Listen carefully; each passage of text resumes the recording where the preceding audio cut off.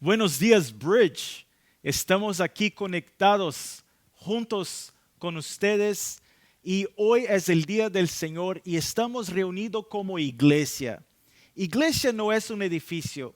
La palabra griega usada en el Nuevo Testamento para describir iglesia es la palabra eclesia, que significa reunión. Y aquí estamos reunidos, aquí la familia Castro, también con Rudy, y tenemos aquí a Eric en el sonido, Elimar en el video, y estamos juntos para alabar a Dios. También conectados con nosotros está la familia Salinas, ahí en Tijuana. Vamos a hablar a la familia Salinas. Hola familia Salinas, ¿cómo están? Hola, hola, hola, gracias a Dios estamos bien. Gusto verlos, los extrañamos mucho. También nosotros los extrañamos. Estamos contentos que están aquí para alabar a Dios con nosotros. Amén, amén. Nosotros también estamos muy felices de estar juntamente con ustedes. Amén. Entonces, ¿ya están preparados para alabar al Señor? Estamos listos para empezar. Amén. Ándale, vamos a alabar a Dios. Amén. Pues vamos a iniciar ahora con una lectura de la palabra, con un llamado a la oración. Salmo 103, del 1 al 5. Alaba, alma mía, al Señor. Alabe todo mi ser su santo nombre. Alaba, alma mía, al Señor, y no olvides ninguno de sus beneficios. Él perdona todos tus pecados y sana todas tus dolencias. Él rescata tu vida del sepulcro y te cubre de amor y compasión. Él colma de bienes tu vida y te rejuvenece como las águilas. Amén. Vamos a adorar al Señor todos juntos.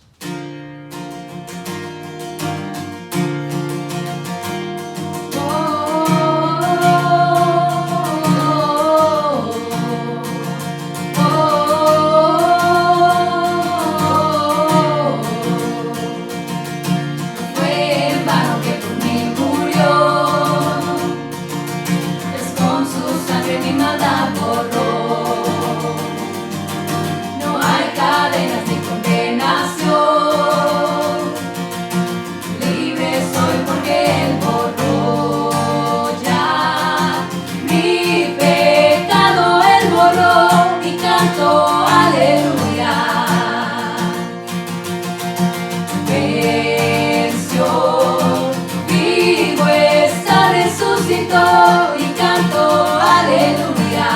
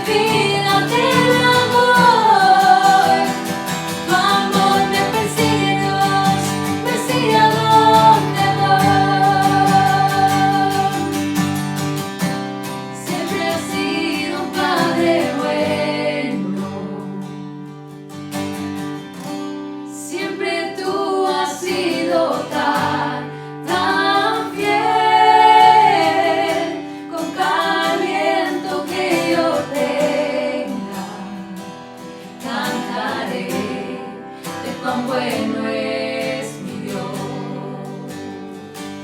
Cantaré de cuán bueno es mi Dios.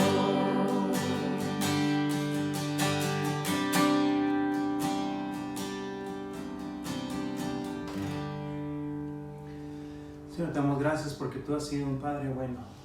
Tú eres un Padre bondadoso, misericordioso. Gracias por tu fidelidad y tu misericordia para nosotros. Hermanos, hoy quiero invitarles a que meditemos en la palabra del Señor y que veamos lo que tiene para nosotros. Les invito a que tengamos un tiempo de oración de confesión. En el libro de Isaías, capítulo 59, verso 1 y 2, dice la palabra: He aquí, no se ha acortado la mano del Señor para salvar, ni se ha endurecido su oído para oír. Pero vuestras iniquidades han hecho separación entre vosotros y vuestro Dios, y vuestros pecados le han hecho esconder su rostro de vosotros para no escucharos. El problema no es Dios, el problema somos nosotros. Ese siempre ha sido el problema. Nosotros hemos sido el problema. El problema no ha sido Dios en su fidelidad, en su bondad, en su misericordia. Él se mantiene fiel. El problema es que nosotros, en nuestra necedad, en nuestro pecado, nos apartamos del Señor. Y el Señor ha dicho en su palabra que a causa de nuestra maldad, a causa de nuestro pecado, Él ha decidido no escuchar nuestras oraciones.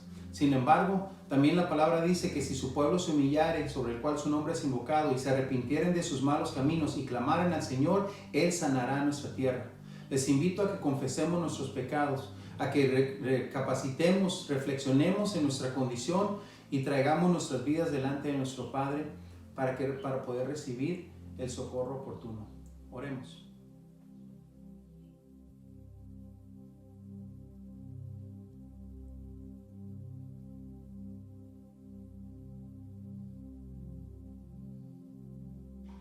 Señor, traemos nuestras vidas delante de ti, Señor. Te confesamos nuestros pecados y sabemos que en ti tenemos un buen Padre. Tenemos un Dios amoroso que nos recibe con sus brazos extendidos, Señor. Que está atento a que sus hijos, Señor, procuren el socorro. Eso es lo que hacemos, Señor. Te alabamos y te bendecimos en Jesús. Te invito a que cantemos este otro canto.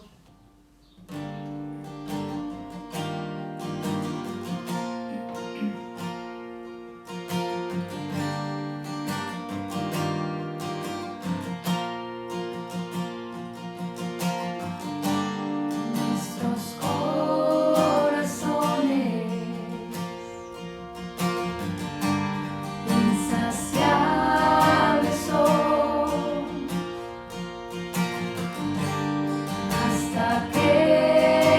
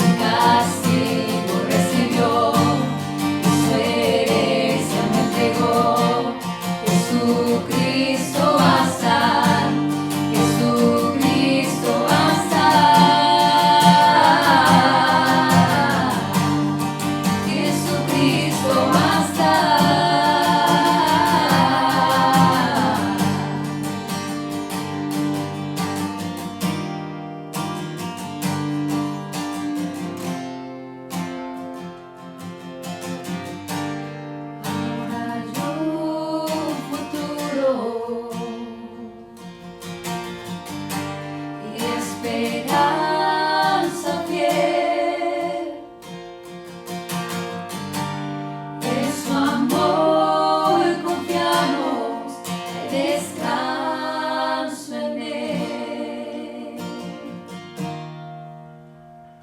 Gracias, Señor, porque en ti tenemos descanso.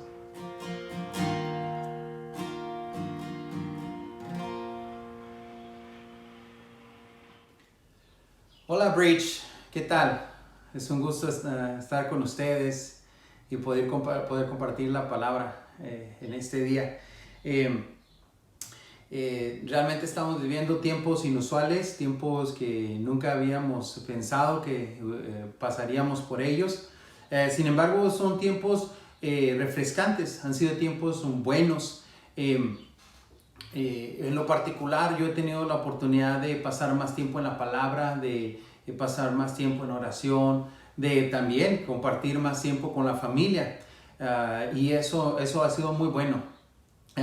Pero también he escuchado que algunas personas han tenido algunas complicaciones. Es algo común aquí, las personas del vecindario hablan, ¿verdad? Que es difícil hacer vida cuando no se tiene esa costumbre, no se tiene esa relación. Cuando, por ejemplo, el papá, la mamá están trabajando, los hijos están en la escuela la mayoría del tiempo y es poco el tiempo que se dedican unos a otros. Entonces ahora estar pasando todo el día pudiera ser desafiante, ¿verdad? Y con eso en mente es que iniciamos una nueva serie. Vamos a estar hablando sobre algunos consejos prácticos para quedarse en casa en familia. Cómo disfrutar a la familia desde una perspectiva bíblica y pasar este tiempo armoniosamente y cómo sacar el mayor provecho de esto, ¿verdad? De hecho, el mensaje de hoy es la familia ideal. ¿Cómo se mira una familia ideal? ¿Verdad? Desafortunadamente en las escrituras no tenemos muchos ejemplos de la familia ideal. Es irónico porque el mensaje es familia ideal, pero cuando vemos en la escritura no tenemos muchos ejemplos de familias ideales. Por ejemplo, si echamos un vistazo a la vida de la familia de Jesús. La familia de Jesús nos dice la palabra que cuando descendieron al templo, de regreso a sus casas, María y José perdieron a Jesús y ellos estaban confiados en que uno tenía al otro. Entonces va María con José y le pregunta: oye, ¿has visto a Jesús? No, pensé que estaba contigo. No, yo pensé que estaba contigo. O sea, padres negligentes pudiéramos llamarles actualmente, ¿verdad? Perdieron al Hijo de Dios, imagínense. O sea, nada más un hecho de cómo la palabra nos da ejemplos de que no todas las familias son perfectas, no todas las familias son esas familias ideales. Adán y Eva, la primera pareja. Adán escogió obedecer a Eva. Adán escogió una mujer antes que obedecer al Señor. Y las consecuencias, todos sabemos, catastróficas. El primer asesinato registrado en la Escritura. Un hermano asesina a su hermano. Vamos, o sea, un miembro de la familia asesina a otro miembro de la familia. Caín asesinando a Abel. La primera guerra civil registrada en el reino de Israel. David y Absalón. Absalón, hijo de David, es atacado por su hijo. David es atacado por su hijo Absalón. Entonces, vemos que en los ejemplos que nos da la Escritura no siempre tenemos esas familias ideales y deberíamos de apreciar la claridad y la honestidad con la que habla la Escritura, porque eso nos hace sentir confort, ¿verdad? Nos trae confort, nos trae seguridad a nuestra vida, porque nos habla de personas que fueron igual de imperfectas que nosotros. Pudiéramos seguir dando otros ejemplos. Por ejemplo, me sorprende mucho el que Sara haya entregado a su sierva a Abraham y que Abraham haya tenido relaciones con la sierva de Sara. Y todo parece que es aceptado pues, dentro de este contexto. Todos nosotros pertenecemos a una familia. Algunas familias se ven muy bien, otras familias no se ven tan bien, algunas familias gozan de una buena reputación, otras familias no gozan de tan buena reputación, ¿verdad? Unas familias son familias muy grandes, unas familias son muy pequeñas, números reducidos. Sin embargo, todas las familias compartimos dos cosas en común. Y esas dos cosas es que, número uno no escoge a su familia. Uno no decide, me gusta este hombre para que sea mi papá, me gusta este hombre para que sea mi mamá. No, simplemente tenemos un papá, tenemos una mamá y hacemos vida en esta familia, ¿verdad? La realidad es que, por ejemplo, las palabras padre, madre, hijo, hija, hermano, hermana, no son palabras que cuando las escuchamos nos quedamos emocionalmente neutros. En otras palabras, son palabras que nos transmiten emociones.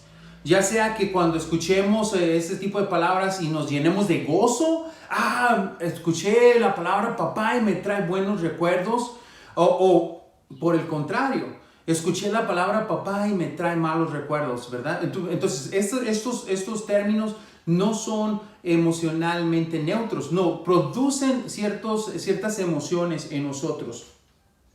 Pueden ser emociones de gozo, temor, frustración, desilusión, felicidad, como lo mencionaba anteriormente, pero algo producen en nosotros, ¿verdad? La segunda cosa en común que tenemos todas las familias es que nadie en tu familia es tan inteligente como tú. Tú eres el más inteligente en tu familia. De hecho, tú pareciera que quisieras decirle a tu familia, miren, señoras y señores, vamos a sentarnos, necesito 20 minutos. Con 20 minutos les voy a decir a cada uno sus verdades y les voy a decir de cuáles son sus problemas y les voy a resolver el problema a todos. Y el problema aquí es que pareciera que todos los miembros de la familia parecieran que tienen la respuesta correcta, ¿verdad?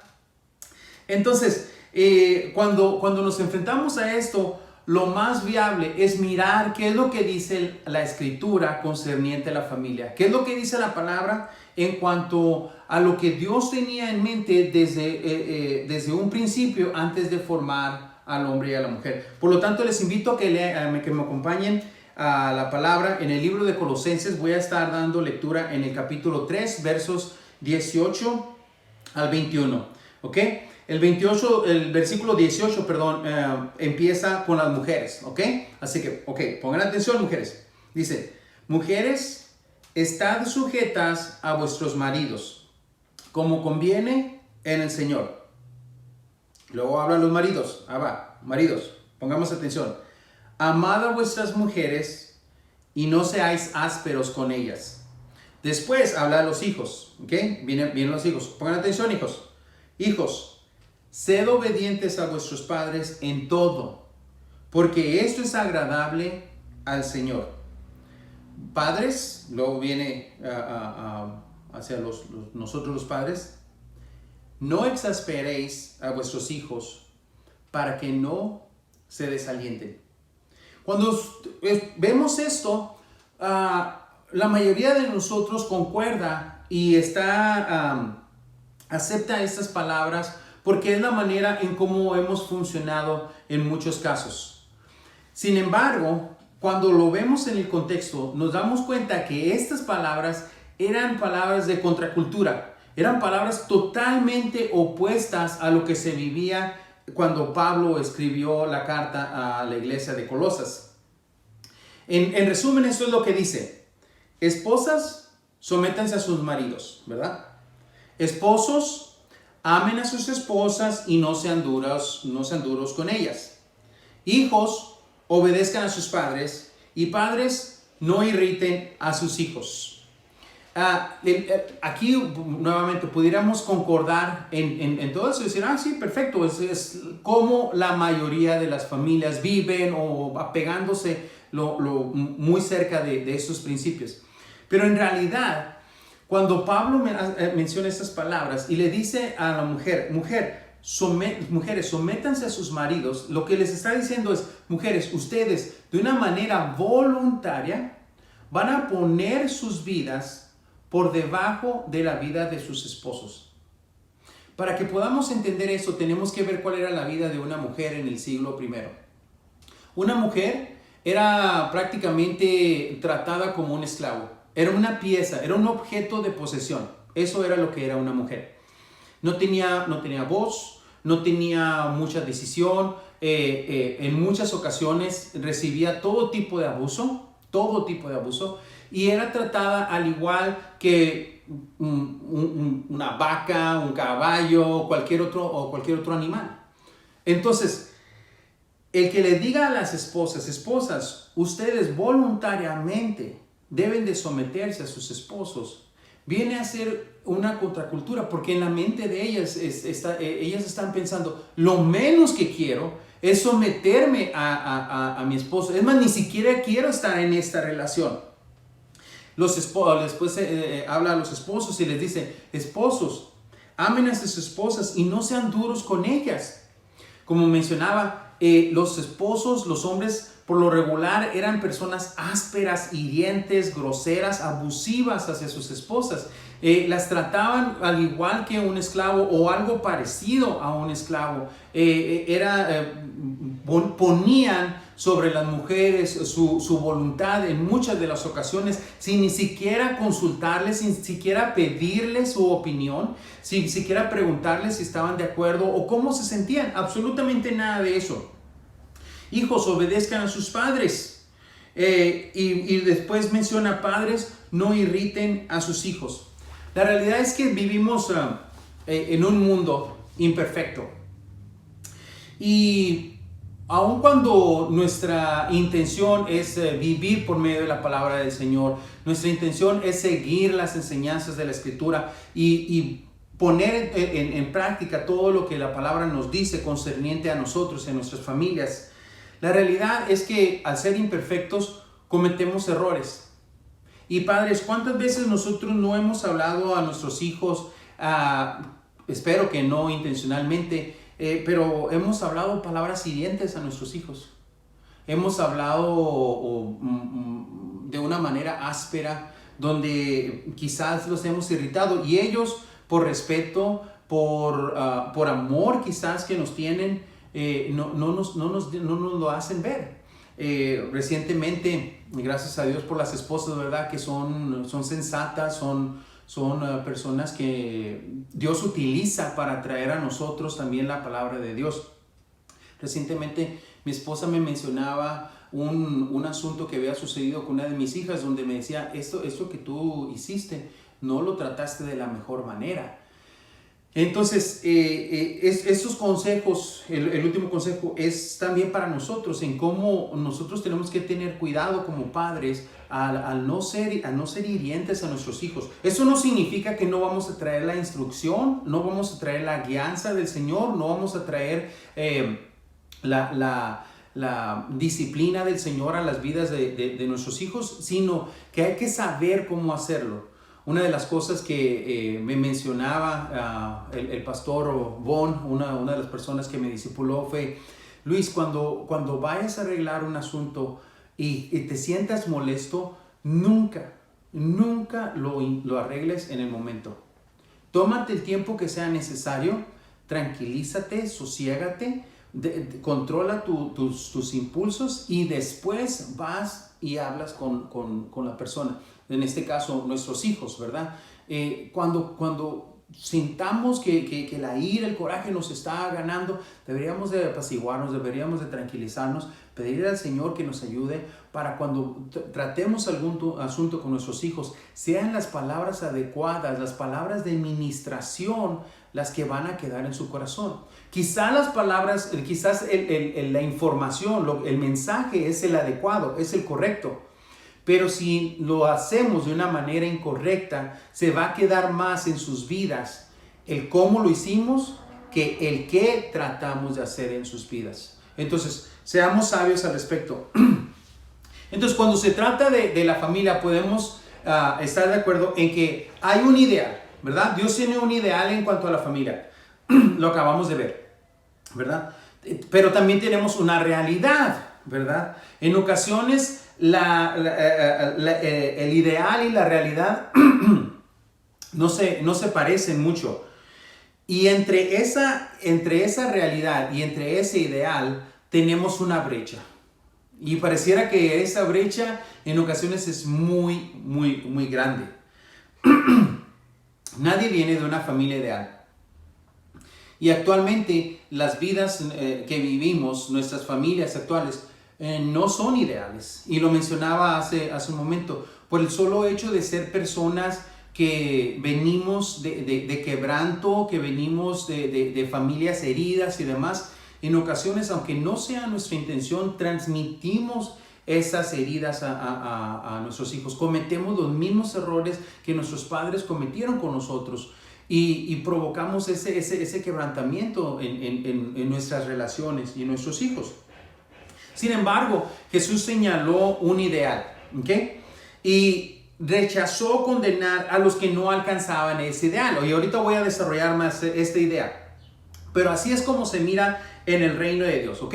En el reino del Señor, Jesús levantó el ideal. Si ya había un ideal aquí en cuanto al matrimonio, en cuanto a la familia, en cuanto al adulterio y el odio, ahorita voy a dar algunos ejemplos. Dios, lo que hace Jesús es que levanta el ideal, lo pone mucho más arriba, pero juntamente al levantar esa expectativa, ese ideal, también amplía su gracia, su perdón y su inclusión. Voy a hablar, por ejemplo, de lo que habla Jesús concerniente al adulterio. Las personas estaban acostumbradas a pensar que adulterio era el acto mismo de tener una relación fuera del matrimonio. Pero Jesús dice, yo voy más allá y les digo que si alguno mira a alguna mujer o una mujer mira a un hombre con deseo, ya en el corazón ya se cometió adulterio. Esas son las palabras de Jesús. Entonces ellos estaban pensando aquí, bueno, mientras yo no haga un acto físico, estoy bien, puedo llegar hasta aquí. Pero Jesús va más allá y levanta la expectativa, levanta el estándar y lo pone mucho más alto. Y dice, no, si tú desde el momento que ya tuviste ideas, pensamientos en tu corazón concerniente a esta persona, ya desde ese momento tú ya adulteraste. Entonces, desde ese momento lo que hace Jesús es que dice, ok, todos ustedes, aunque no hayan cometido el acto mismo del adulterio, ya se dan cuenta que son pecadores, ya se dan cuenta que han cometido adulterio. Lo mismo habla concerniente al odio. La persona decía, bueno, mientras no mate a una persona, mientras no llegue mi coraje a causarle un daño a mi prójimo o a alguna otra persona. Pero Jesús dice, no, si tú ofendes a tu hermano, si tú llegas a hablar algunas palabras en contra de tu hermano, ya desde ese momento ya lo mataste, en tu corazón ya sucedió el acto mismo, ya mataste a tu hermano. Entonces, en cada una de estas situaciones vemos que Jesús levantó las expectativas. Jesús levanta la expectativa, se levanta, pero juntamente al levantar esa expectativa, al alzarse esa expectativa, la gracia aumenta. Romanos 5:20 nos dice, donde el pecado abundó, sobreabundó la gracia.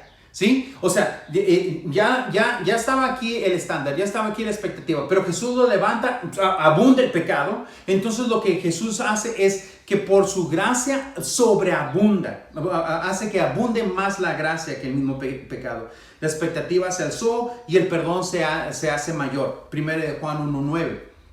Si confesamos nuestros pecados, Él es fiel y justo para perdonarnos los pecados y para limpiarnos de toda maldad. ¿Ok? Entonces,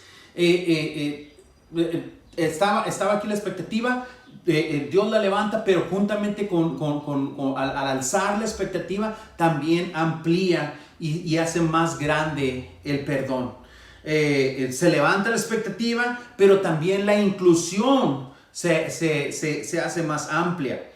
Romanos 10:13. Porque todo aquel que invoque el nombre del Señor será salvo. La salvación estaba destinada para Israel, pero Dios dice, no, ahora voy a ampliar mi salvación. Voy a hacer que el pecado abunda, sí, pero yo amplío la inclusión de aquellos que han de ser salvos. De tal manera que todo aquel que invoque el nombre del Señor será salvo. Y en Jesús vemos que Él es la encarnación de la gracia y la verdad. El libro de Juan, el Evangelio de Juan 1:17 nos dice, la gracia y la verdad fueron hechas realidad por medio de Jesucristo. Entonces aquí el verdadero problema para nosotros es el siguiente. Estamos dispuestos a abrazar un ideal que quizá nunca se cumpla.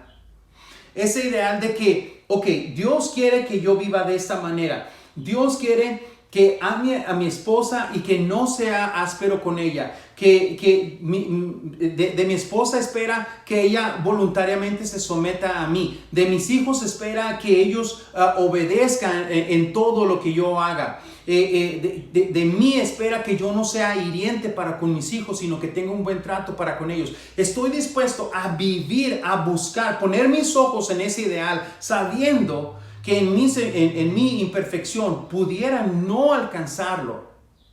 O, como vemos en muchos casos, vamos a caer en la tentación de perder de vista el ideal para sentirnos mejor donde actualmente nos encontramos. En otras palabras, no voy a luchar, no tiene caso, esto no tiene remedio, voy a seguir viviendo de la misma manera que lo he hecho. Lo he intentado, pero no tengo los resultados que me pongo como objetivos. Entonces veo que no da resultado, por lo tanto ni siquiera intento.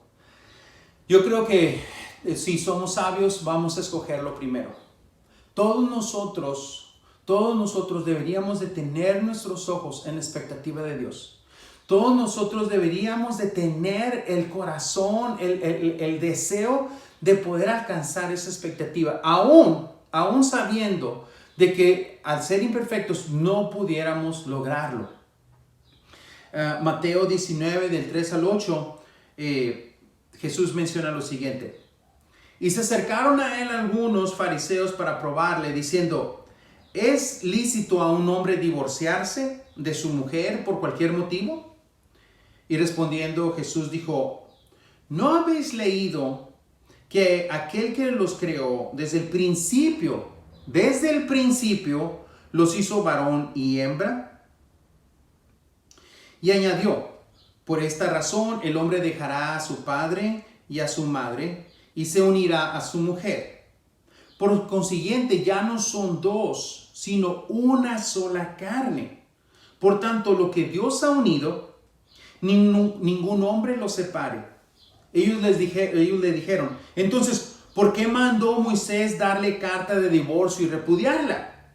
Él les dijo: por la dureza de vuestro corazón, Moisés os permitió divorciaros de vuestras mujeres, pero no ha sido así desde el principio. Sí, llegaron estas personas para probar a Jesús. Pero después de escuchar la respuesta de Jesús, demuestran más interés y empiezan a hacerle más preguntas. Oye, a ver, entonces, ¿qué es lo que sucede? Lo que pasa aquí es que, como habíamos mencionado, en los tiempos de Jesús, era muy fácil para un hombre divorciarse de su mujer. Lo único que se requería era presentarse a la mujer y decirle: te divorcio, te divorcio, te divorcio. Le tenía que mencionar 3 veces: me divorcio de ti, te divorcio, y vamos, quedaba hecho. Ya, se disolvía el divorcio. Así era el compromiso que un hombre tenía para con una mujer.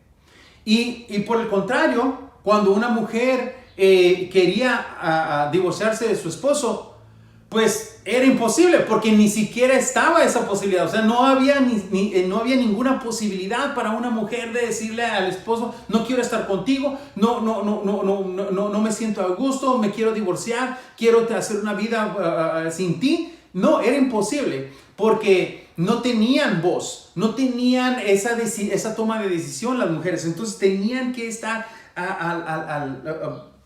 viviendo este tipo de matrimonio, aunque no lo quisieran.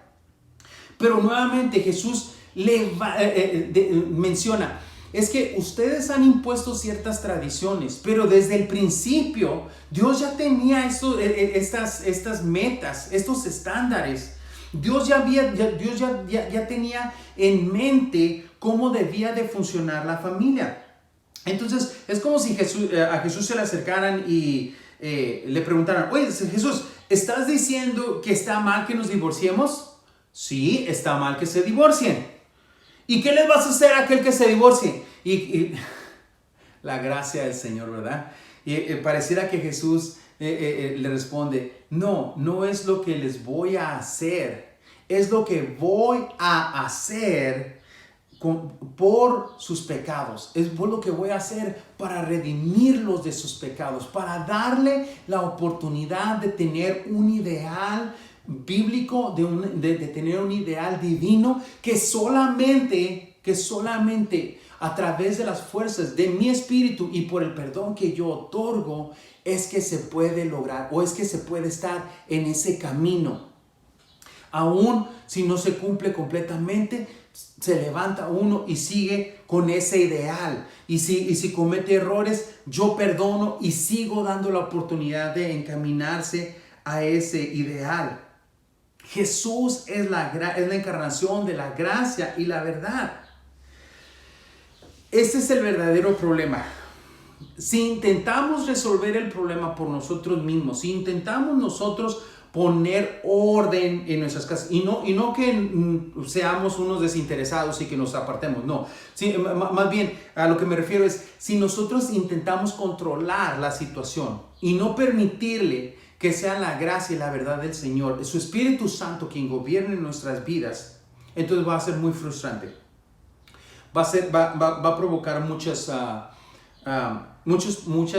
inquietudes en nuestros corazones. El problema, uno de los problemas graves con nosotros también, es que vivimos matrimonios y criamos a nuestros hijos con expectativas e ideales incorrectos. En muchas de las ocasiones nosotros tratamos de tener matrimonios y familias que lucen bien delante de otros. Queremos que otras personas miren lo que hemos logrado a través de nuestras familias. Queremos tener la aceptación y la aprobación de otras personas. Por lo tanto, no nos gusta reconocer que las cosas van mal en nuestro matrimonio. No nos gusta reconocer que en ocasiones somos los hombres los que somos ásperos con nuestras esposas y no las amamos desde una perspectiva divina. No nos gusta reconocer la autoridad de nuestros esposos y por lo tanto no me someto a mi esposo. Los hijos obedecen a otras cosas antes que obedecer a los padres. En ocasiones somos ásperos para con los hijos. Pero quiero compartirte lo siguiente. Deberíamos de vivir nuestros matrimonios y deberíamos de criar a nuestros hijos con dos motivos, con esos dos motivos. Yo sé que hay personas que, como lo acabo de mencionar, tienen otros motivos para hacer las cosas, pero estos son los motivos correctos a nosotros hacer las cosas. Número uno, deberíamos de tener matrimonios y criar a nuestros hijos con la intención de bendecir a nuestros cónyuges y a nuestros hijos. En otras palabras, uno de los motivos primordiales para mí en mi matrimonio es el yo bendecir a mi esposa. En otras palabras, constantemente debería de hacerme esta pregunta: ¿cómo puedo yo ser de bendición para mi esposa? ¿Cómo puedo ser de bendición para mis hijos? No cómo me voy a servir de ellos, no cómo me voy a servir de mi esposa, no, cómo yo voy a bendecir a mi esposa y voy a bendecir a mis hijos. Y el segundo motivo es a la hora de hacer vida, de tener este matrimonio y de crear a mis hijos, lo voy a hacer con el motivo de glorificar a Dios. Quiero que el nombre del Señor sea glorificado, quiero que el nombre del Señor sea exaltado. Por lo tanto, voy a basar mi enseñanza, voy a basar mi dirección en lo que dice la Escritura. No voy a traer ideas de mis padres, de mis antepasados, de cómo me formaron a mí, cómo me crearon a mí, no, sino voy a estar buscando cómo glorificar a Dios por medio de ser un buen esposo y ser un padre de acuerdo a lo que me enseña la Escritura. Hoy Jesús quiere liberarnos de esa presión de vivir para otros y pasar por alto las expectativas de Él, los ideales que Él tiene para nosotros. La gente se vuelve grande. Cuando esto sucede, la gente se vuelve grande y Dios se hace pequeño. Y no, es al contrario. Dios debe ser el grande y nosotros debemos ser los pequeños. Quiero terminar con una bendición y quiero leer lo que dice Efesios 3, del 14 al 19. Es un pasaje que quiero leerlo como una forma de bendición para cada una de las familias. Dice la palabra: por esta causa, pues, doblo mis rodillas ante el Padre de nuestro Señor Jesucristo, de quien recibe nombre toda familia en el cielo y en la tierra, que os conceda conforme a las riquezas de su gloria, ser fortalecidos con poder por su Espíritu en el hombre interior, de manera que Cristo more por la fe en vuestros corazones, y que arraigados y cimentados en amor, seáis capaces de comprender con todos los santos cuál es la anchura, la longitud, la altura y la profundidad, y de conocer el amor de Cristo que sobrepasa el conocimiento, para que seáis llenos hasta la medida de toda la plenitud de Dios. Vamos a tener un canto más. Habla sobre lo mismo, la bendición. Escuchémoslo.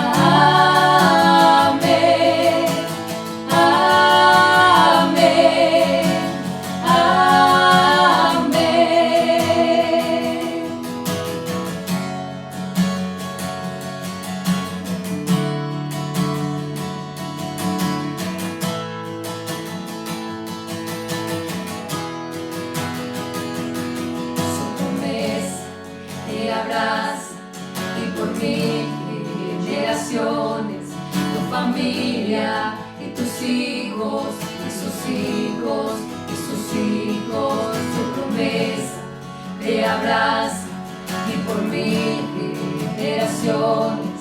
Tu familia y tus hijos y sus hijos y sus hijos. Su promesa te abraza y por 1000 generaciones. Tu familia y tus hijos y sus hijos y sus hijos.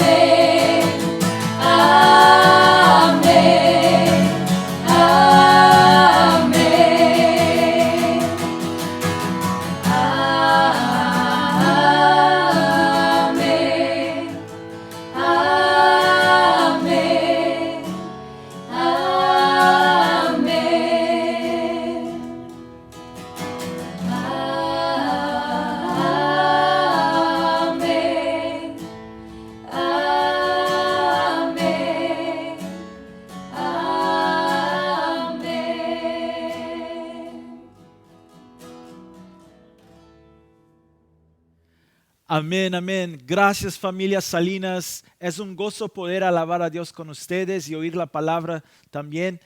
Llegamos al final de nuestro servicio. Vamos ahora a recibir la bendición de Dios.